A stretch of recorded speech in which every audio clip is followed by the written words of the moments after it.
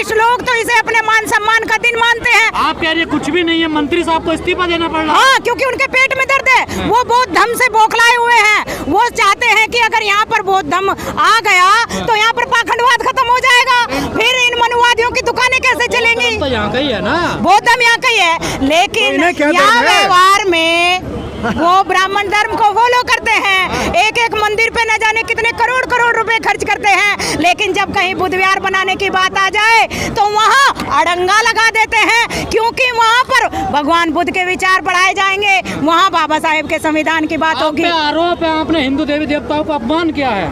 नहीं, हमने कोई अपमान नहीं किया। जो 5 अक्टूबर को अंबेडकर भवन में प्रोग्राम हुआ, ऐसा आरोप लगा रही है बीजेपी आप?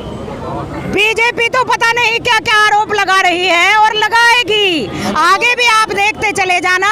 मैं ये मानती हूँ कि कल एक FIR आप पर ना हो जाए, क्यों आपने राखी रावण का इंटरव्यू लिया, क्यों डॉक्टर साहरा बोध का इंटरव्यू लिया, आपके ऊपर भी FIR करनी चाहिए, क्योंकि यहाँ जो ये सत्ता है उसे लेने के लिए आप आजाद नहीं हो। हमने तो आजाद तो बोल तो रहे हो, देखियो तो आपको डर भी लगा है। जब मैं आजाद हूँ, जब सरकार के खिलाफ नहीं बोलते, मनुवाद के खिलाफ बोलते हैं, पाखंडवाद के खिलाफ बोलते हैं, हम सरकार के खिलाफ नहीं बोलते। अगर ये सरकार संविधान के नियमों को अच्छे से फॉलो कर ले तो हम संविधान के तरह उनके गुण गाएंगे, जो भी सरकार वहाँ चलाएगी। चुप्पी है इस पूरे मामले पर, क्या कहना? वो तो केजरीवाल जी जाने। केजरीवाल जी चुप क्यों बैठे हैं? शायद उनकी कुर्सी के पाए हिल गए हैं, क्योंकि हिल गए हैं, मजबूत हो गए हैं, हिल गए हैं, क्योंकि जब ये देश आजाद नहीं हुआ था तो गांधी जी को भी ये डर सता रहा था। मैं बाबा साहेब से ही जोड़कर बात करती हूँ, तो जब लंदन के अंदर बाबा साहेब ने हमारे लिए 2 वोट का अधिकार और हमारी अलग पहचान मांगी, तो यहाँ पर मनुवादियों का तख्ता हिल गया और गांधी जी सख्ते में आ गए कि अगर मैंने ये अछूत आजाद कर दिए तो ये चारों वर्णों की जो व्यवस्था है, चातुर्वर्ण व्यवस्था, ये नहीं बचेगी। लेकिन बिना अछूतों के भारत आजाद नहीं होगा। तो वही बात आज केजरीवाल की है, बिना बहुजन समाज के जीतेंगे नहीं। क्या है जो इन्हें दिक्कत हो रही है? बहुत कुछ है, आप पढ़ लेना, वो तो उनसे पूछो। आप बाबा साहेब के आप पढ़ लेना, फिर एक FIR आप मुझ पे करा देना कि राखी रावण ने बताई थी। आप तो डर रही हैं। मैं कह रही हूँ कि पहली प्रतिज्ञा बाबा साहेब की मेरी नहीं है। मैं ब्रह्मा विष्णु में इसको ईश्वर नहीं मानूंगा और ना ही उनकी पूजा करूंगा। मैं राम और कृष्ण को ईश्वर नहीं मानूंगा और ना ही उनकी पूजा करूंगा। तो जब ऐसी प्रतिज्ञा बाबा साहेब ने दिला दी तो उनके पेट में कैंसर जैसा फोड़ा हो गया। केजरीवाल कह रहे हैं मैं बाबा साहब का भक्त हूँ। वो भक्त हो सकते हैं, लेकिन हम अनुयायी हैं। हम बाबा साहेब के भक्त नहीं हैं, हम बाबा साहेब के अनुयायी हैं। तो भक्त तो आंख बंद करके जो कुछ भी कहा वो मान लेते हैं और कुछ पढ़ते हैं नहीं। तो केजरीवाल जी संविधान को पढ़ें और बाबा साहेब को पढ़ लें और फिर बात करें। नहीं, फोटो लगाने से काम नहीं चलेगा। नहीं, फोटो लगाने से काम नहीं चलेगा। जब चुनाव आते हैं तो हर पार्टी इस समाज की वोट लेने के लिए बाबा साहेब की फोटो लगाती है, क्योंकि वो जानते हैं कि ये लोग बाबा साहेब की फोटो देखकर ही वोट देंगे। वो तो केवल वोटों के लिए बाबा साहेब को यूज करते हैं। यूज कर रहे हैं केजरीवाल बाबा साहब को। हाँ, ऐसा ही है, चेहरा सामने आ गया। अगर यूज नहीं कर रहे होते तो वो आज हमारे माननीय राजेंद्र पाल गौतम जी के साथ खड़े हुए नजर आते। वो कह रहे हैं कि मैं कृष्ण का वंशज हूँ, कंसों का नाश कर देंगे हम। तो कर दो। हम बाबा साहेब के वंशज हैं, हम बुद्ध के वंशज हैं। हम इस धर्म में हम किसी का नाश नहीं करेंगे, हम यहाँ मानवता लाएंगे, वो नाश करें। तो मानवता केजरीवाल नहीं ला रहे हैं।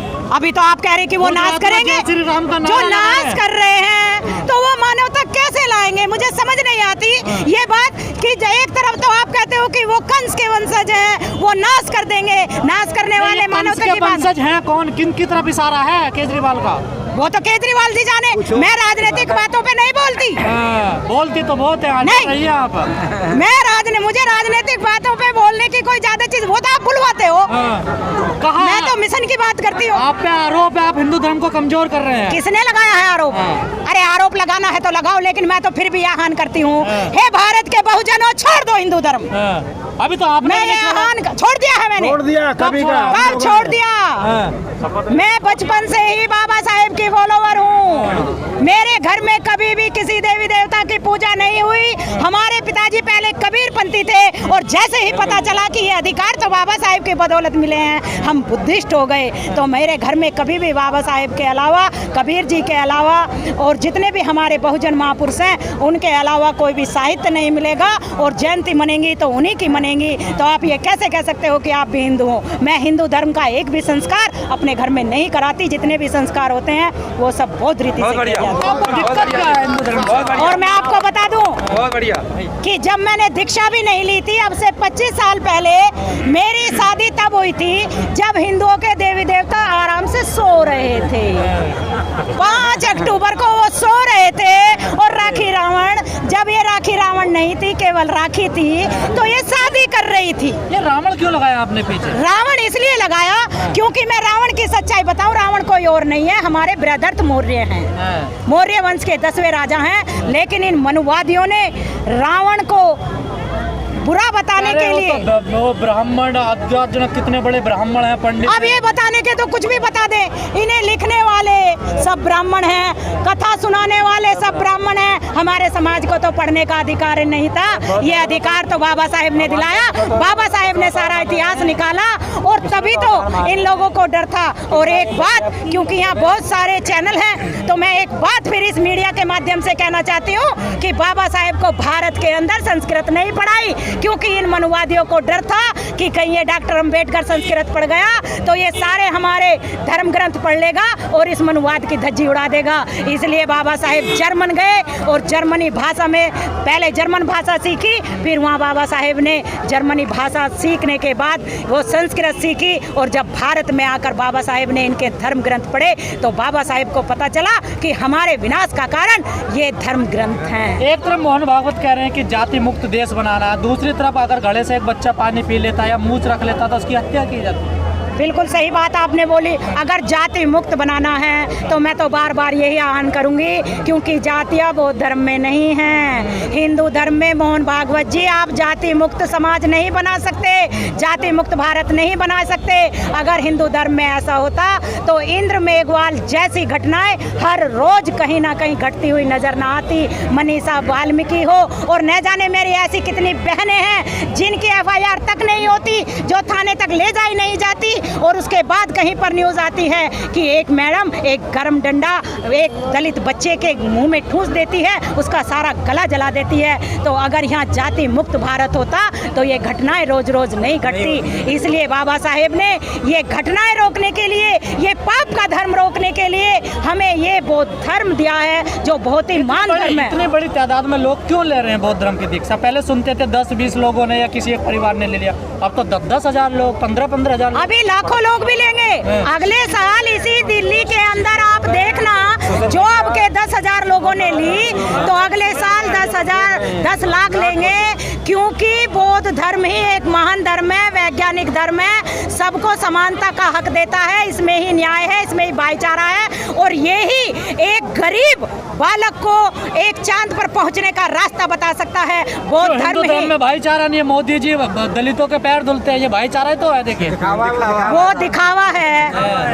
अगर हिंदू धर्म में भाईचारा होता तो फिर जब एक दलित बेटी के साथ कोई शादी कर लेता है ऊंची जाति का लड़का, तो उसे मार क्यों दिया जाता है, या उनके घर वो रिश्ता लेकर क्यों नहीं आते हैं? ऐसी तो हर समाज में होती है ना घटनाएं। देख, ऐसी नहीं होती हर समाज में। जब एक बौद्ध के पास जाता, वहाँ जाति नहीं पूछी जाती, वहाँ कहा जाता है कि आप कौन हो। अगर वो ये कहते हैं कि बौद्ध है, भाईचारा बांट रहे हैं। दिल्ली में कोई दलित नहीं मिला, गुजरात से एक दलित को लाए हैं वो, और अपने घर पे खाना खिलाया। देखिए इसलिए ही तो गांधी जी भी वाल्मीकियों के घर जाते थे, बकरी का दूध पीते थे।